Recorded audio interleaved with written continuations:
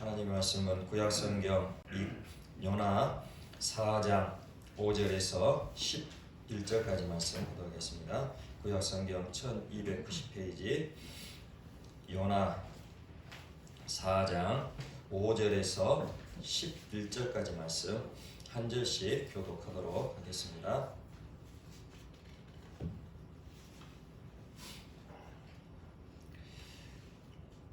요나가 성읍에서 나가서 그 성읍 동쪽에 앉아 거기서 자기를 위하여 초막을 짓고 그 성읍에 무슨 일이 일어나는가를 보려고 그 그늘 아래에 앉았더라. 하나님께서 방랑불을 일으켜사 요나를 가리게 하셨으니 이는 그의 머리를 위하여 그늘이 지게 하며 그의 배움을 면하게 하려 하심이었더라.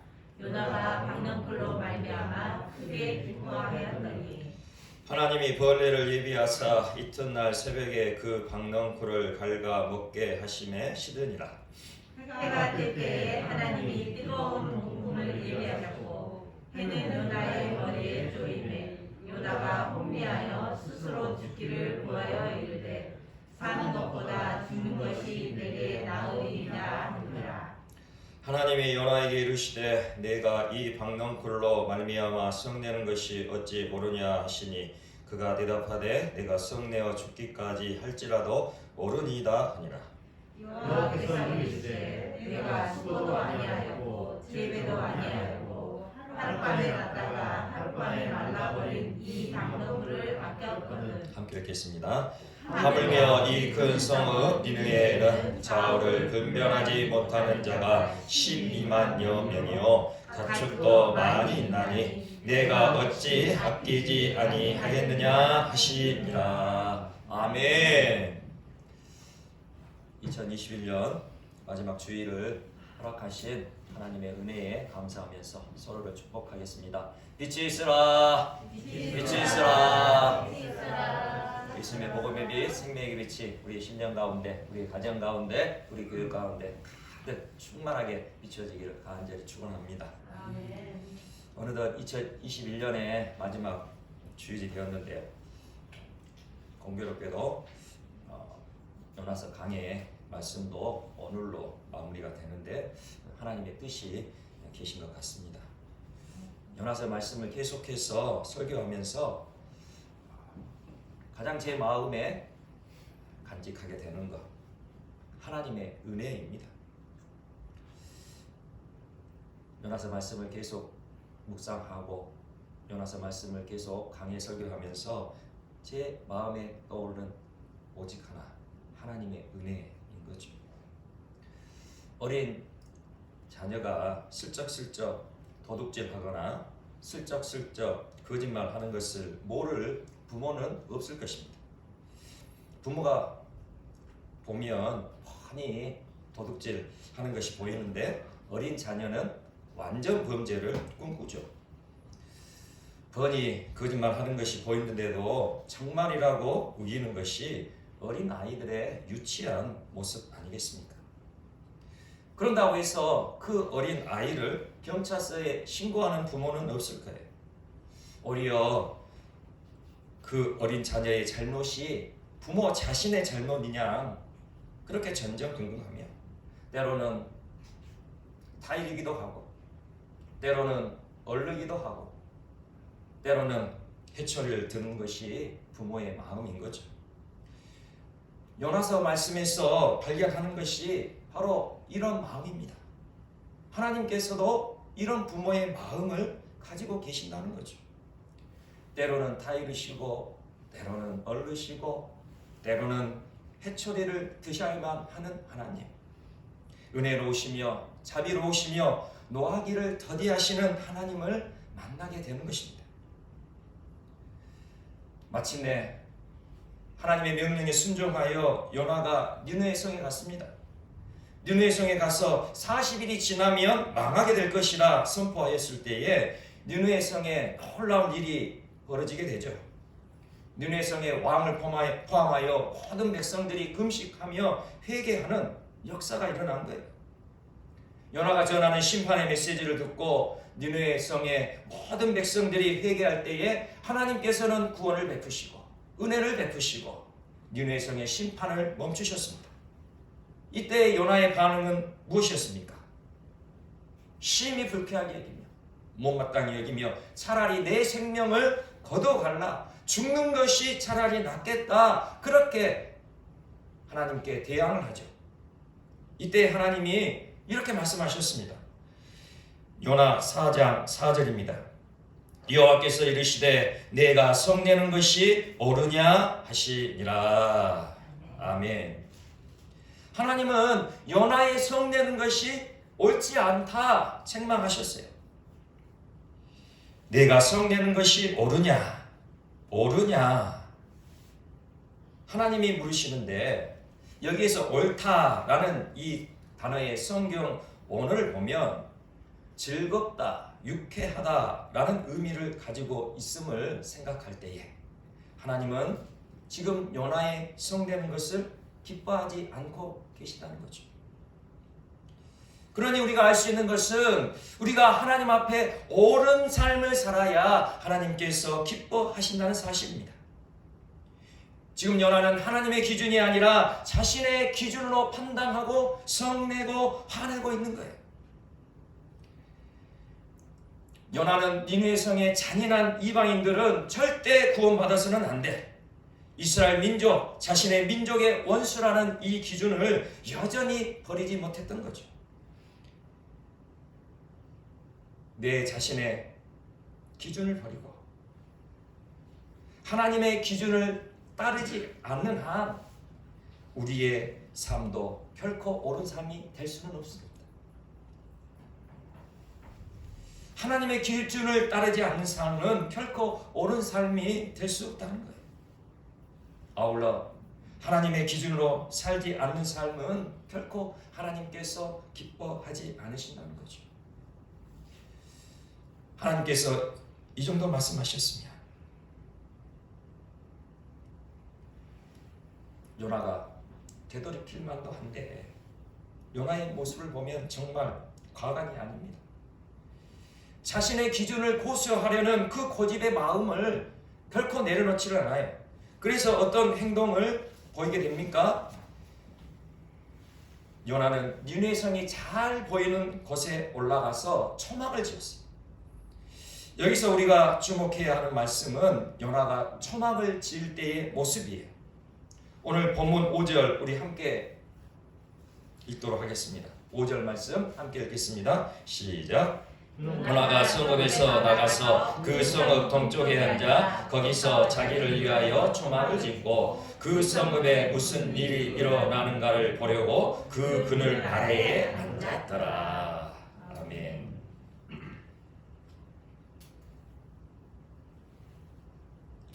오늘 말씀을 보면 요나가 초막을 짓는데 누구를 위하여 초막을 지었다고 성경에서는 말씀하고 있습니까?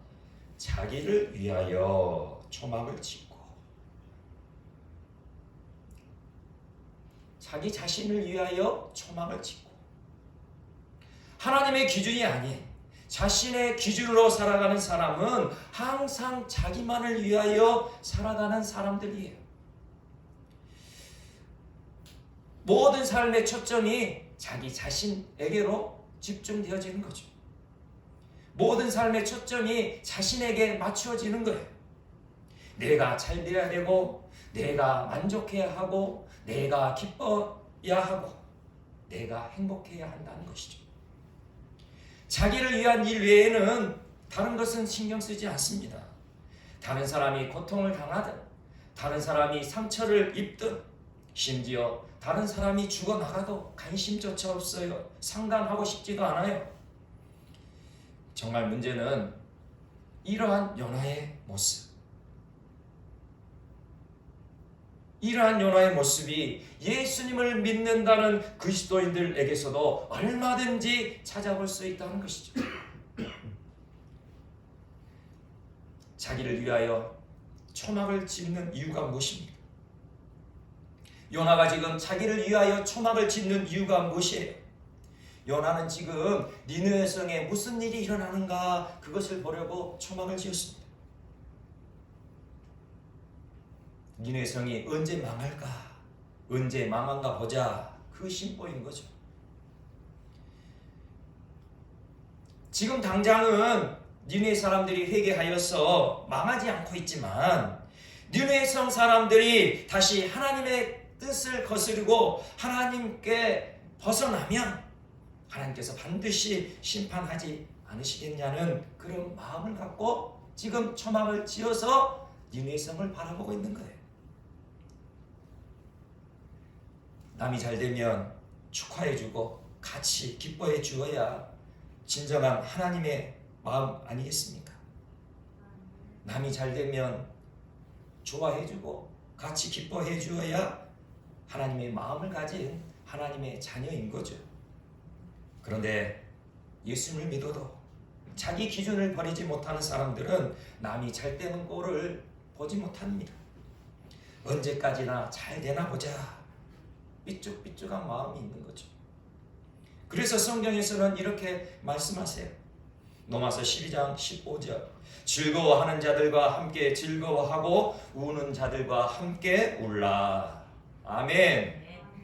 즐거워하는 자들과 함께 즐거워하고 우는 자들과 함께 울라. 그렇게 성경에서는 우리에게 명령하고 계세요. 하나님의 기준을 받아들이고 하나님의 뜻이 내 뜻입니다 라고 그렇게 살아가는 사람들은 함께 즐거워하고 함께 우는 사람들임을 명심하시기 바랍니다. 그러므로 우리 모두는 남이 잘 되면 어떻게 해야 한다고요? 함께 기뻐해주고 남이 어려우면 위로하고 함께 울어주는 진정한 하나님의 자녀들이 되시기를 간절히 축원합니다. 요나는 하나님을 알았어요. 요나는 하나님을 믿었어요. 그런데 요나는 여전히 자신의 기준을 고수하며 고집을 부리고 있습니다. 이때에 하나님께서 또다시 요나에게 찾아오시죠. 포기하지 않으시는 하나님의 사랑이 하나님의 발걸음을 요나에게로 향하게 하신 거예요. 자기 자신만의 초막을 만들어 놓고 웅크려 앉아있는 요나의 모습을 한번 상상해 보시기 바랍니다. 자기를 위하여 초막을 만들어 놓고 웅크려 앉아있는 요나의 모습. 차량이 짝이 없는 모습 아닐까요? 저 사람 지금 저기에서 뭐하고 있는 거야? 그런 싶은 그런 마음이 들지 않을까요? 자기를 위하여 그렇게 초막을 지었지만 오늘 말씀을 보면 그 한낮의 대학에서 요나 자신을 완전히 보호해 주지는 못했던 것 같아요. 한낮의 대학볕 하나를 제대로 가려주지 못했던 초막이었다는 거예요. 오늘 본문 5절 말씀을 보면 요나가 초막을 짓고 그 성읍에 니느웨 성읍에 무슨 일이 일어나는가를 보려고 그 그늘 아래에 앉았더라. 그렇게 기록하고 있습니다. 그냥 초막을 짓고 그 아래에 앉아있으니 초막의 그늘이 요나를 가리고 있었겠죠. 그렇게 그늘이 가리고 있었음에도 요나의 괴로움은 여전히 있었다는 거예요. 6절 말씀 우리 함께 보도록 하겠습니다. 6절 우리 함께 읽겠습니다. 시작. 하나님 여호와께서 광명쿨을 예비하사 요나를 가리게 하셨으니 이는 그의 머리를 위하여 그늘이 지게 하며 그의 괴로움을 면하게 하려 하심이었더라. 요나가 광명쿨로 말미암아 크게 기뻐하였더니. 아멘. 한여름에 밖에 나가시면 어디가 가장 뜨겁습니까? 머리 정수리가 제일 뜨겁죠. 그렇죠. 오늘 6절 말씀을 보면 하나님께서 박넝쿨을 예비하여서 요나를 가리게 하셨는데 그 이유는 그의 머리를 위하여, 요나의 머리를 위하여 그늘이 지게 하게 하시기 위해 그렇게 하셨다는 거예요. 이 머리는 머리 정수리, 머리의 가장 윗부분, 거기를 말하고 있어요. 그러니 요나가 자기 자신을 위하여 초막을 지었는데 정작 가장 중요한 머리 정수리는 가리지 못하는 초막이었다는 거예요. 자기 자신이 만드는 초막이 이런 거예요.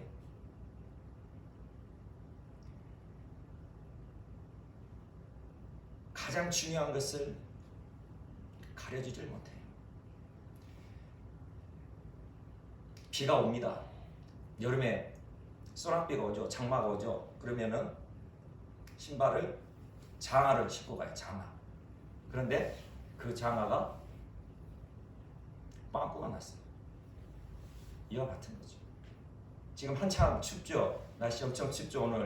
오늘 제일 추운 날씨 같은데 추우니까 가죽 장갑 번쩍번쩍 빛나는 가죽 장갑을 끼고 갔는데 가죽 장갑 손가락 하나에 빵꾸가 났어요. 거기에 찬바람이 들어와요. 이런 식이라는 거예요. 자기 자신을 위해서 사는 사람, 자기 기준을 가지고 살아가는 사람의 인생이 이런 거예요.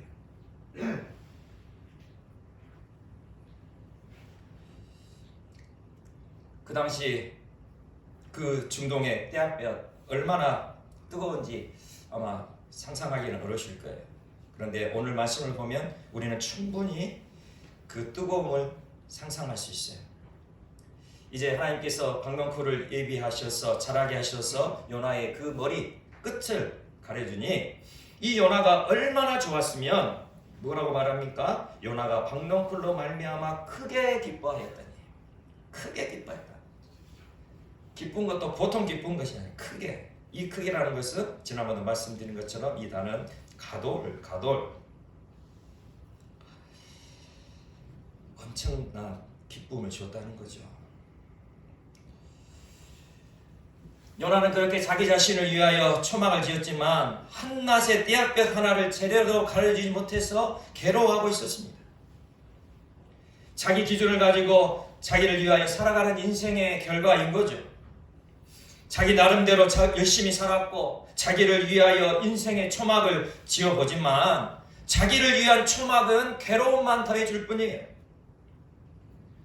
6절 말씀에 분명히 말씀하고 있잖아요.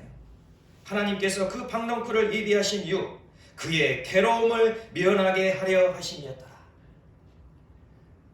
분명 요나는 초막을 만들어 놓고 그늘 아래에 웅크려 앉아 있어요. 초막의 그늘이 요나를 가려주고 있어요. 그런데 그 그늘이 요나의 괴로움은 다 면해주지 못했다는 거예요.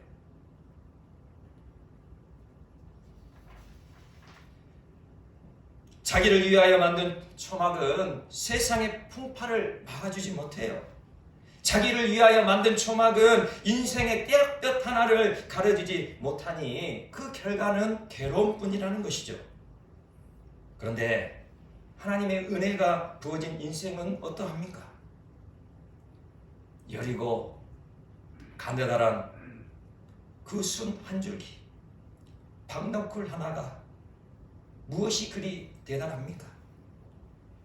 요나가 자기를 위하여 지은 초막과 하나님이 예비하신 이 가느다란 박넝쿨 하나를 비교해보면 어느 것이 대단해 보일까요? 어느 것이 더 그럴싸해 보일까요? 당연히 초막 아니겠습니까? 그런데 정작 초막은 요나에게 기쁨을 주지 못하고 괴로움만 더해줬어요. 요나가 자기를 위해 지은 초막은 애초에 지어서는 안 될 것이었기 때문이죠. 요나는 니네성을 향한 하나님의 심판이 멈춰졌을 때에 자신의 기준이 잘못된 것을 깨달아야 했어요. 이제 요나는 자신의 기준을 하나님의 뜻에 맞추어야 했다는 거예요. 요나가 진정 하나님의 선지자가 맞다면 하나님의 심판이 멈춰주고 니네의 백성들이 구원받았을 때에 축복해주고 그들이 계속해서 하나님의 은혜 안에 거하며 그 구원의 기쁨을 누려가기를 그렇게 기도해주고 기쁜 마음으로 고향으로 되돌아와야 했단 말입니다. 그런데 요나는 어떻습니까? 자기 자신을 위하여 초막을 짓고 니네의 성이 언제나 망할까? 하나님께서 망하게 하실 때가 올 건데 그날만을 기다리며 자기 스스로 괴로움의 늪에 빠져 들어가고 있다는 거예요. 이러한 요나에게 박넝쿨이라는 하나님의 은혜가 임하였습니다. 보잘것없고 볼품없는 박넝쿨 한 줄기. 그 박넝쿨이 하나님의 은혜로 주어지자 어떻게 되었습니까?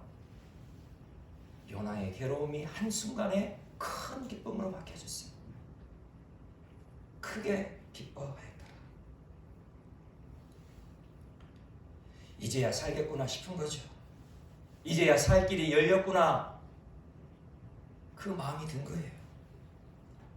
그런데 왠가 그 다음날 아침 그 새벽에 하나님이 벌레 한 마리를 보내세요. 그리고 한순간에 박넝쿨을 갉아먹게 하시고 시들게 하셨죠. 게다가 설상가상으로 뜨거운 동풍까지 몰아닥치게 하셨습니다. 그러자 요나의 반응은 무엇입니까? 또 무엇입니까? 죽겠다는 거예요. 사는 것보다 죽는 것이 더 낫겠다는 거예요. 8절 또 보겠습니다. 8절 함께 보겠습니다. 8절 시작. 해가 뜰 때에 하나님이 뜨거운 동풍을 예비하셨고 해는 요나의 머리에 쪼임에 요나가 혼미하여 스스로 죽기를 구하여 이르되 사는 것보다 죽는 것이 내게 나으니이다 하니라. 아멘. 요나는 지금 하나님의 기준이 아닌 자기만의 기준을 가지고 자기를 위하여 살아가는 인생의 전형을 보여주고 있습니다. 자기 기준을 고집하고 자기를 위하여 살아가는 인생. 죽겠다 죽겠다 그렇게 하다가 결국 죽어가는 인생이 된다는 거죠. 우리 인생이 결코 이래서는 안 될 것입니다. 죽겠다 죽겠다 그런 것이 아니라 참 살만나네, 참 살만나네, 이런 인생이 되시기를 간절히 축원합니다. 하나님의 기준을 따라 살아가는 인생은 박넝쿨을 예비해 주시는 은혜를 경험할 수 있어요. 하나님의 기준을 따라 살아가는 인생은 때를 따라 돕는 은혜가 있기 마련입니다. 그러니 살만 나는 인생, 재미진 인생을 살아가게 된다는 거예요. 내가 만든 초막, 나를 위하여 만든 초막, 그 초막은 우리의 인생을 행복하게 해준 것이 아니에요. 보잘것없는 박넝쿨, 볼품없는 박넝쿨이라도 하나님이 예비해 주시면 우리 인생이 기쁘고 행복한 거예요. 차갑게 빛나는 다이아몬드 반지, 그 반지가 우리를 행복하게 하는 것이 아니라는 거죠. 볼품없는, 보잘것없는 둘꽃 반지가 오히려 우리를 더 행복하게 해준다는 것입니다. 사랑하는 사람을 향하여 그 사랑하는 마음을 담고 더 좋은 것을 주고 싶은데, 더 귀한 것을 주고 싶은데 줄 것이 없었어. 들에 피어있는 둘꽃 하나를 꺾어 둘꽃 반지를 준비하여서 그것을 정성껏 주는 그 마음이 담긴 그 둘꽃 반지가 우리를 감격해 하고 우리를 행복해 한다는 것이죠.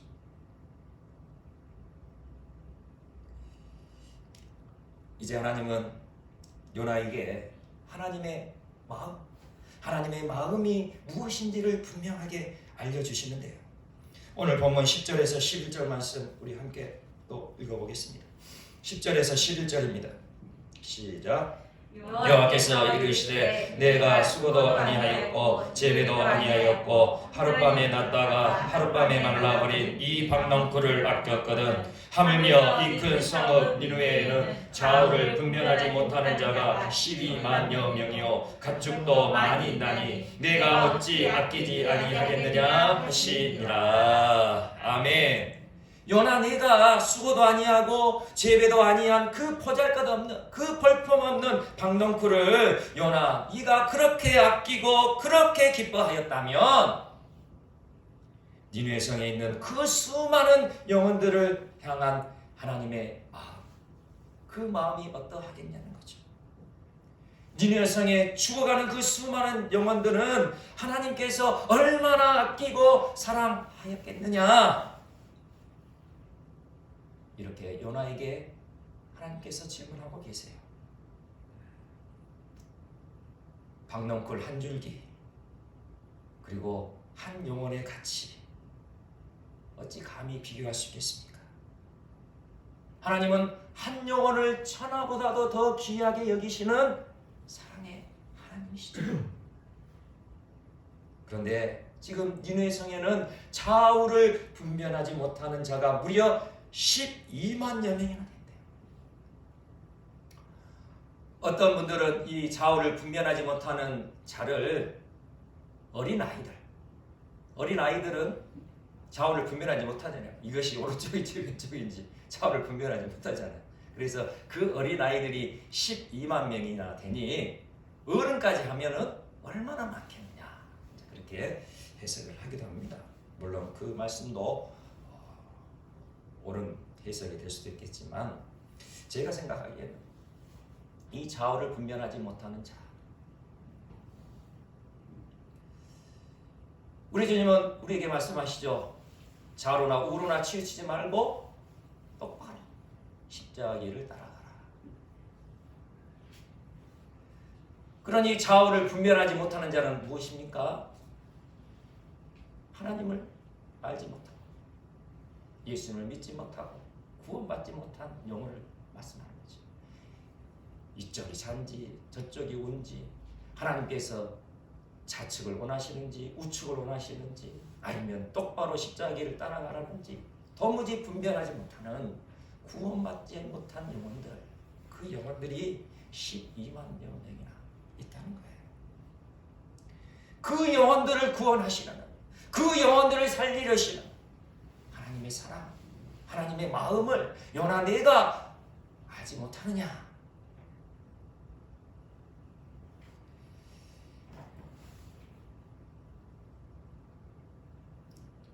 구원받지 못해서 죽어가는 그들을 향한 하나님의 마음이 얼마나 들끓고 있는지 네가 아느냐? 그렇게 질문하고 있는 거죠. 하나님을 알았지만, 하나님을 믿었지만 정작 하나님의 마음을 몰랐던 요나 선지자는 그렇게 하나님의 질문을 마지막으로 성경의 무대에서 완전히 사라지게 되는데요. 이후에 요나가 어떻게 되었는지는 도무지 알 수가 없습니다. 성경에서 발견할 수 없기 때문이죠. 요나가 회개하고 돌이켰는지, 아니면 끝까지 자기 기준을 고집하고 자기 길로 갔는지 그것은 알 수 없지만, 그러나 분명한 것은 하나님께서 여전히 계속해서 요나를 찾아가셨을 것이라는 사실은 분명하다는 겁니다. 분명한 것은 하나님께서 계속해서 요나를 찾아가셨을 것이라는 거죠.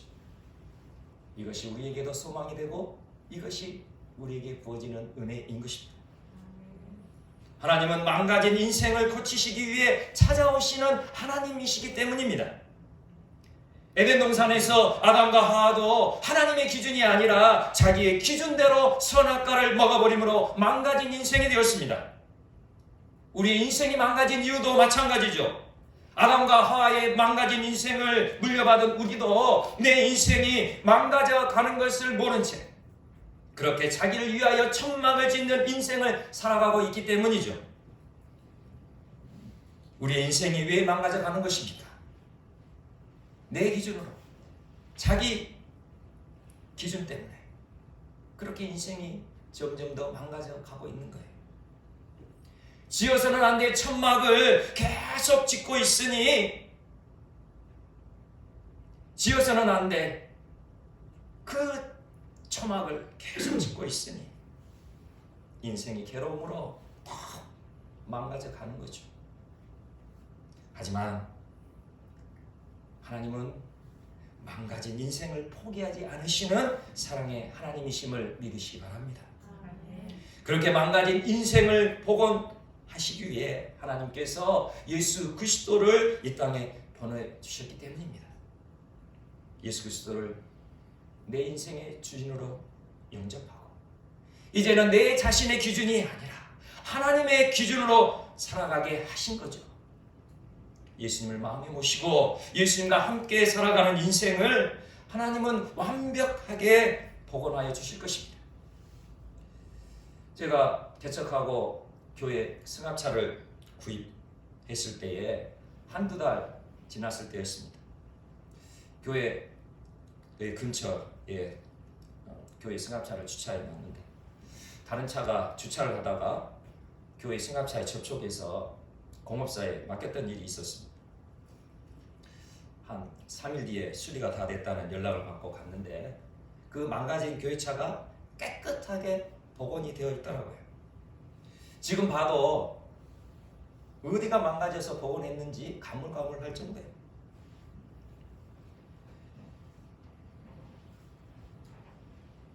우리를 구원하신 예수님, 그 예수님이 망가진 인생을 복원하시는 것을 어찌 자동차 복원에 비할 수 있겠습니까?